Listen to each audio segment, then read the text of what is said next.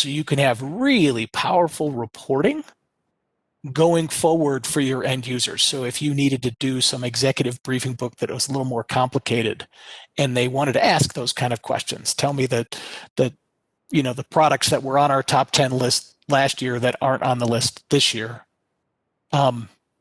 you can do those kinds of things quite easily. Again, that's in technical preview. I think that's due out in the next quarter. I will say that I know people have been clamoring for hierarchy functions that would support formula functions that would support alternate hierarchies. We've just been notified by IBM that that's probably not going to come in 2021 at all. So our suggestion is begin to use the quick reports.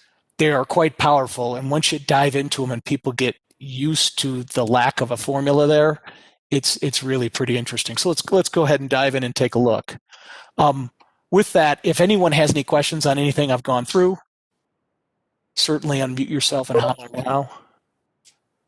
I'm going to go ahead and get my Excel session opened up.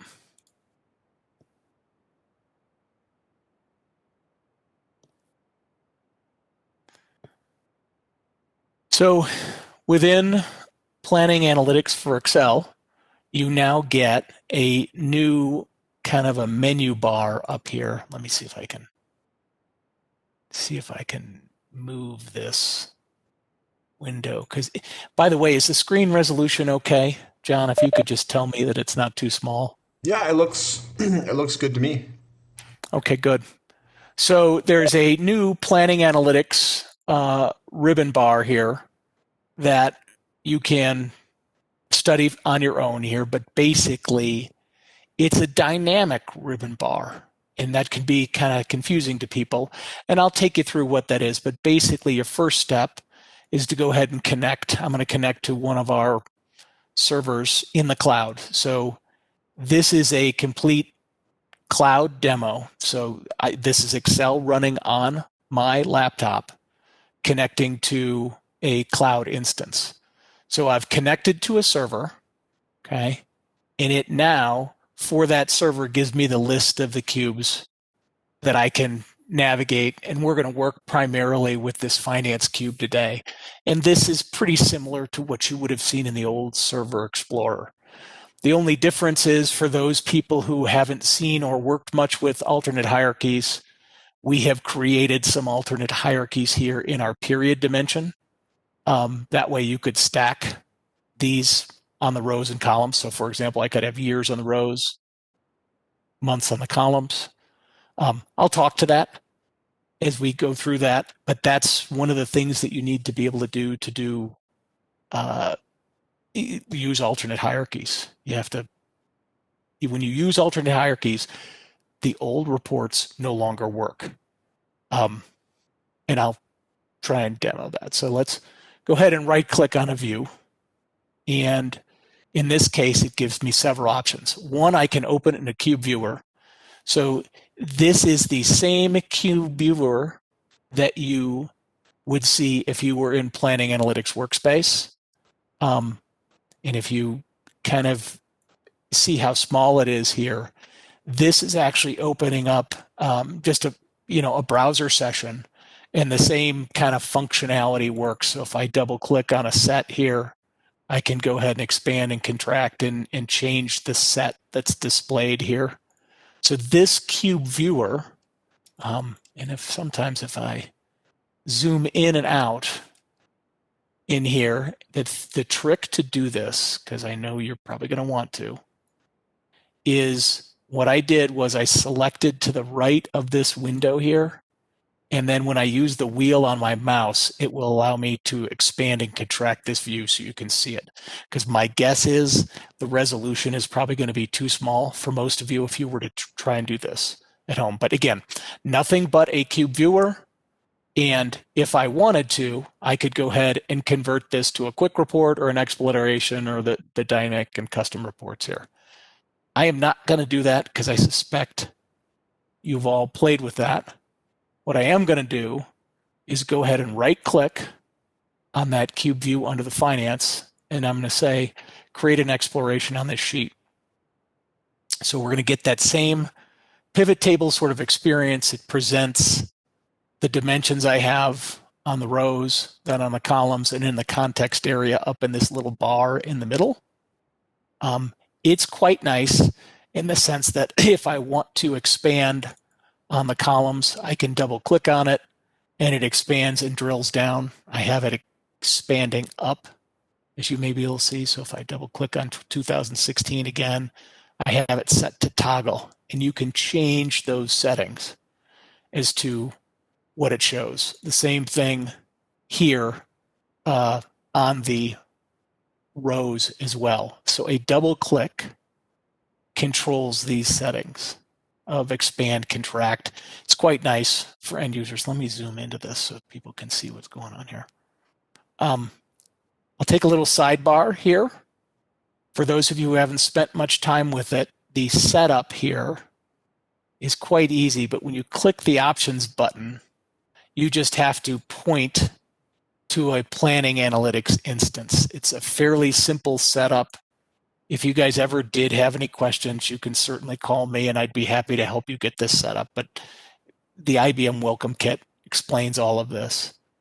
What I would suggest that people know in here is kind of crucial to see is this preserve user formulas checkbox, as well as some of these data display row limits. You will find yourself, if you're in here in an exploration and you're not seeing all your data, you need to make sure that this is set to 0, especially this data display row limit, because it will only display, let's say you had 1,000 rows of data and this was 100, it would only display 100. To get it to show all your data, you click the 0. By the way, there's a little neat feature here that each of these icons here give you some sort of animated GIF that you can see what the function actually does. So if you're so inclined and you get the time, I would certainly look through that. I thought that was a pretty nice feature for them, showing you how to explain these, how most of these features work. So again, on the options, go through them, and you can figure out what most of them do pretty easily by that GIF. You go ahead and cancel that. I've already set those settings. So in an exploration view, as we talked about, I can slice and dice. I can stack rows. So for example, if I wanted to see actuals and my forecast, right? And I can go in, and there's a right-click function. That means I don't always have to update by opening the subset editor. Sometimes it's just faster to say, let's say I just want to keep those two. Okay, I can keep those two inside a view. A very nice feature here is the 0 suppression. So when you are in an exploration, you'll see that you get this little chunk of the menu bar. This chunk of the menu bar will change based on the type of object you're working with. So when we go ahead and convert this to a quick report at some point, you will go ahead and see that the functionality changes. So just keep your eye on what this menu bar does. So one of the neater features here is if I go and double click, and let's say I, for some reason, wanted to create an asymmetric view. So I'm going to go ahead and just look at my months dimension because I'm a little lazy. And I'm just going to grab 2016 data. 2016 through 2016-12. Move it all over. Okay. So now I'm looking at the data monthly. Sometimes users, depending on your system is designed, you may want to actually just show, let's say, the first 9 months of information here for the actuals. And let's say we want to show the next 3 months is forecast. The way you can do that in an exploration view is you can click this button to asymmetric, and I'll show what happens here, but you can see actuals and forecast, and you can see it has the merge and center on the cell. what happens is when you right-click on this button and say convert access to asymmetric, what it will do is it gets rid of obviously that merging. And what it allows you to simply go ahead and do is remove, well, actually, let's go ahead and remove it because we want to get rid of everything from October all the way up through the next September. And I can then right-click on that section, and just as I showed before, I could say remove. And now it will result in an asymmetric view, meaning I have actuals up through September of 2016, and I have forecast for the periods going forward. And that, for some people, depending on their systems designed, is quite a nice touch, and people have wanted to do that for years. That's a handy sort of feature, if you will. I'm going to show you an alternate method to go ahead and use an exploration. So I'm going to go name this, call this EX1. Another method for creating an exploration is now when you have a blank sheet, you can go ahead and click the exploration button and it puts the exploration object on the screen. And I can go ahead and subsequently just grab a view like the view we just started with and drop it on that exploration. The nice part in this exploration is you'll see that I can right-click on two headers. And in here, I can go ahead and insert a calculation I want. And in this case, let's say I want to do a variance between 2017 and 2016. What you can see here is these numbers are the wrong order. I want 27 minus 2016. Unfortunately, they don't give you too much of a dialog box to really adjust this like they do in the other interface in PAW. But that's easily resolved by going ahead and selecting the two columns in the order that you want to see them, and then right-clicking and saying Insert Calculation. And you'll see that it says 2017 minus 2016. Now, here's the other problem that occurs. It did the calculation for me, obviously presented here in green. Let me zoom in on that so you guys can sort of see that. Whoops.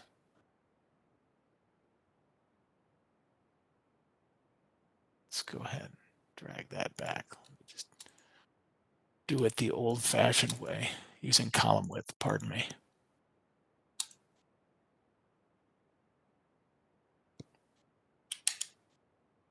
Okay, so you can see that this is out of order because I really want this calculated variance column. I want it over on this side. So the trick is you can go in and you have two choices to open the set editor, which is on the column. You could go in and say edit set, or you can simply double click on that panel for that dimension and open this up. And again, in here, if you need to make this larger, you can hold your control key and use your mouse wheel, and it will change the size. So what I want to do is I technically want to move this information, right? But you can see that it's grayed out. I want that calculation to become after 2017, let's say. The way you can open that up, and again, I know I'm covering a lot of ground here, but I just want to show you this because these are some things that will make you crazy once you start using it if you're not paying attention. Okay, is once I do a keep, what that does is that converts the set from being an MDX-based set where they did some gymnastics to get you there into what's called a static set. So the minute, again, I selected my items and I said keep, it then allows me to go ahead and grab any one of these items and move them up or down. They became ungrayed. If I hit apply and close, you'll see that the calculation gets retained. Okay. So that's a high-level view of kind of the calculation functionality. This can be quite powerful, and I'm just going to show this to you. If you guys ever have questions, again, feel free. I clicked the MDX button up here in the top window, and it opened up this pane. And I realized, hey, this is actually better looking than I've ever seen it before because of the word wrap. But this is an MDX statement. And it is akin to SQL.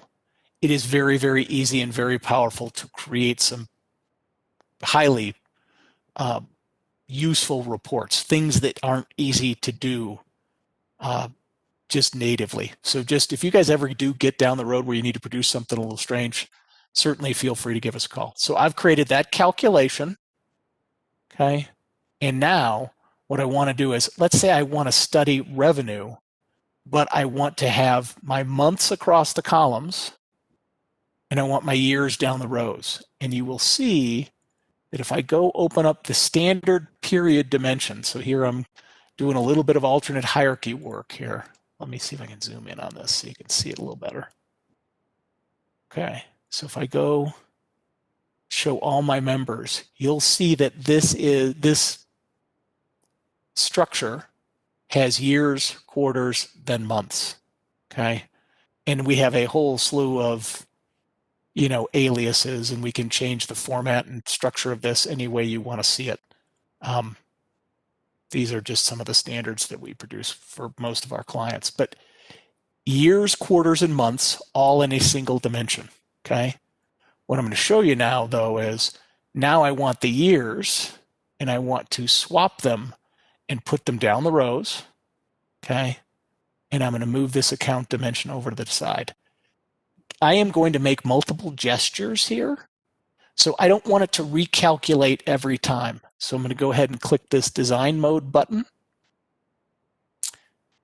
And when you hit the design mode button, you can then move things over into places on the screen, and it doesn't re-query everything all the time, meaning it doesn't have to, the server doesn't constantly re-query it. So I'm going to grab the year hierarchy that's underneath the period dimension.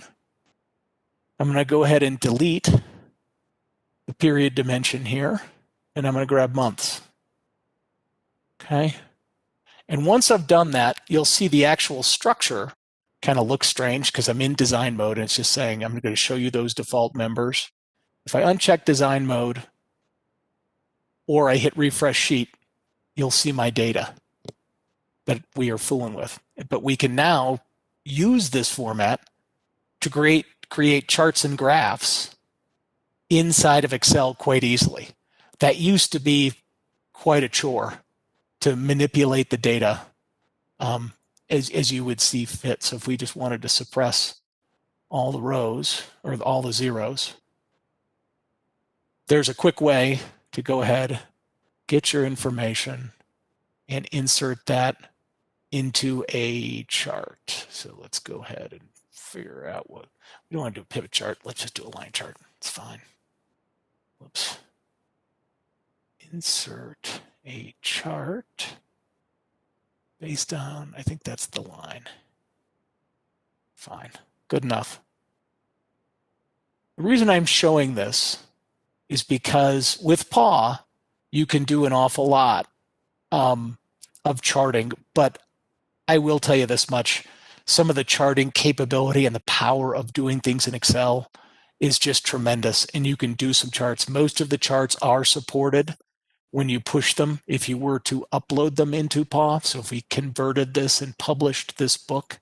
So if you're ever missing a chart type that you really must have, I would probably go build it in Excel, just as I have, and then go ahead and save it and publish